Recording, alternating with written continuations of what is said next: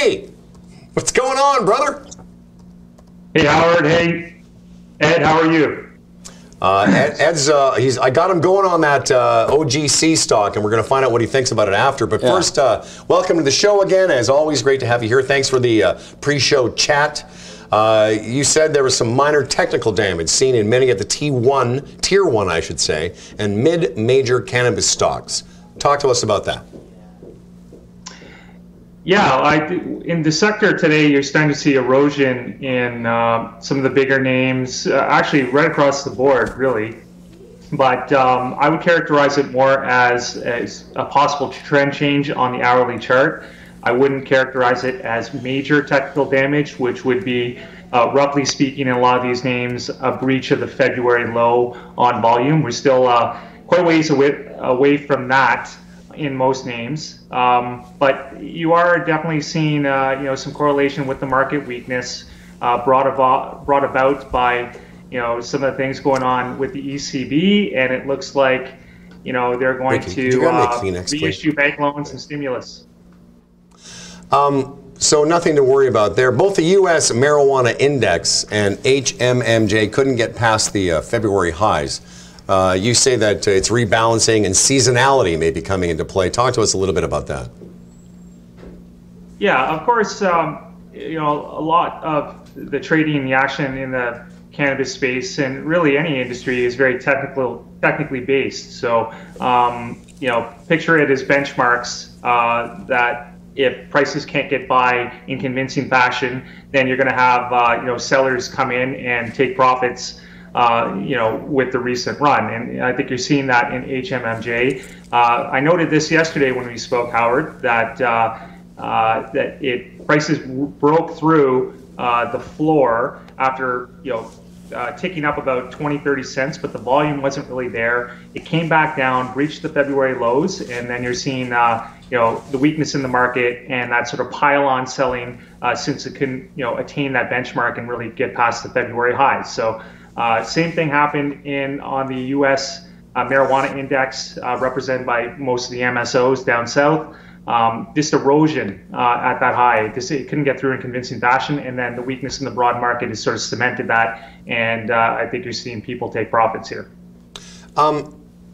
I know this is going to sound maybe like a silly question to you two, but the HMMJ, the marijuana index, and you mentioned seasonality. I'm assuming the marijuana index would be tied to, whether it's the S&P or the TSX. I mean, because, we're talking about a little bit of a pullback here after the first couple months of this year. Ed, you've been talking about it. Ben, do you have any thoughts about that? Like, how closely tied are the marijuana indexes or indices to the rest of the regular indices? Well, there's definitely correlation between, the cannabis and the broad market indexes. It's not a perfect correlation, of course. There are different categories which are correlated a little bit more, and some that correlated a little bit less. Okay. And marijuana, cannabis being a risk asset, is going to be pretty sensitive to whenever you have downdrafts in the market on average. Now, sometimes we see, HMMJ representing the whole cannabis space buck that trend or, maintain its ground when the market goes down.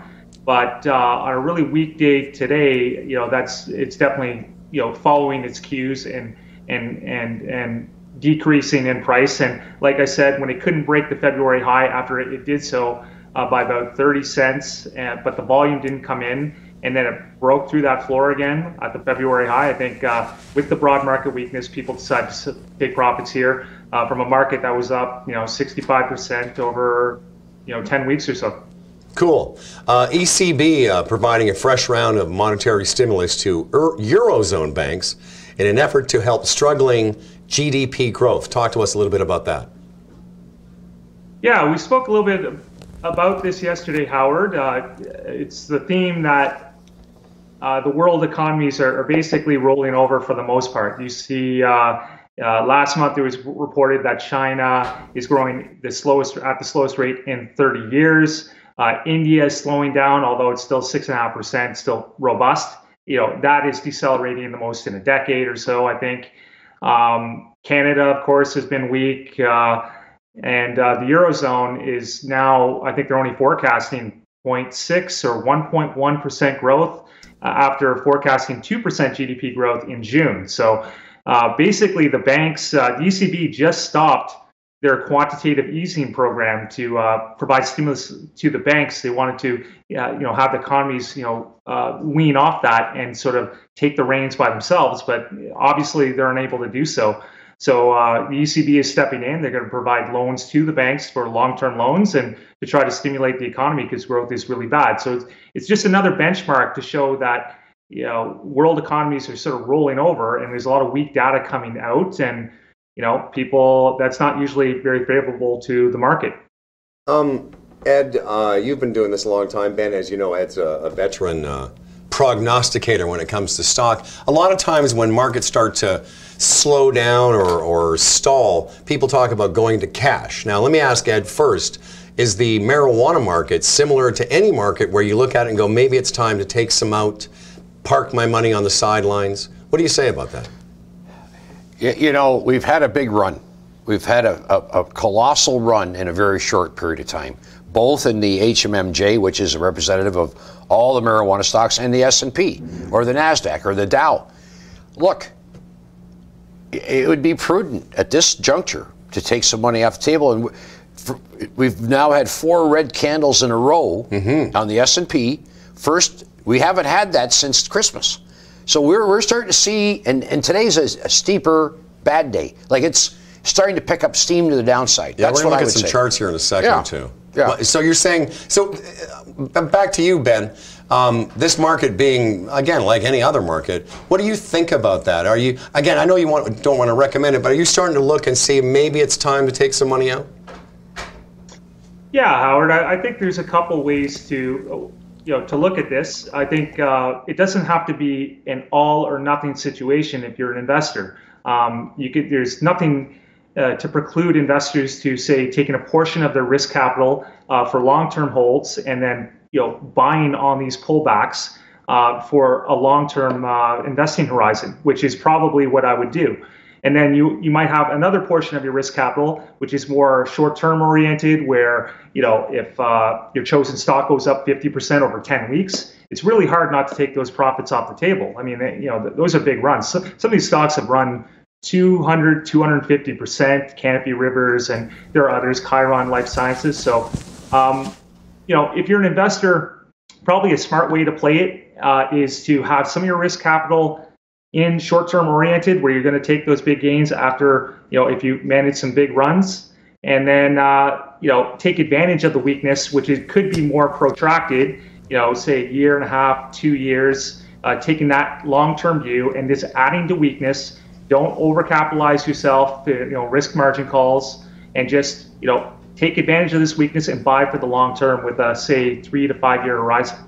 Just one more thing before we let you go. A couple of board members resigned. There was some trouble at Namaste. One the CEO of Halo Labs. Talk to us about that story and what it might mean for Namaste and people that are investing in it.